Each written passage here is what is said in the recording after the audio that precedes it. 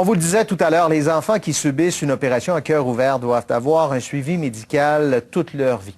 Un patient de Québec qui n'a pas suivi cette recommandation l'a appris à ses dépens. Bruno Laplante, un homme de 43 ans, a frôlé la mort. Et afin de sensibiliser d'autres patients comme lui, ce père de famille a voulu faire partager son expérience. Nicole Germain. Par la suite, finalement, on va décider si on revoit... À l'âge de 14 ans, Bruno Laplante a été opéré pour une malformation au cœur. Lorsqu'il a atteint l'âge adulte, il a arrêté d'aller régulièrement chez le cardiologue. Une décision qu'il regrettera amèrement. Il y a quelques semaines, ce père de famille de 43 ans a été foudroyé par un arrêt cardiaque alors qu'il était au volant de son véhicule, accompagné de son enfant et de sa conjointe. Si j'avais eu un suivi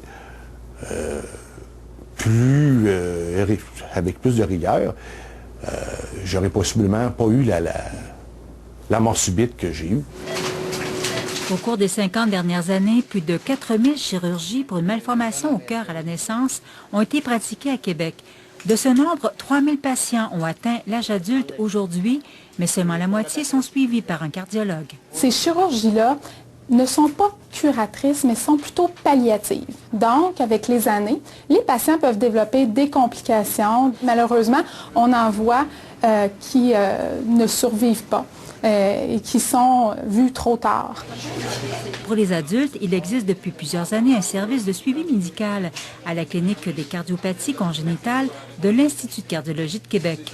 On ne vous donne pas la responsabilité d'aller vous trouver un médecin pour assurer votre suivi. On va vous aider dans cette transition parce qu'on s'est aperçu à travers l'expérience que ces patients-là, c'était au moment de la transition que malheureusement, ils étaient perdus de vue. Bruno Laplante compte parmi ceux qui ont survécu grâce à une nouvelle chirurgie cardiaque.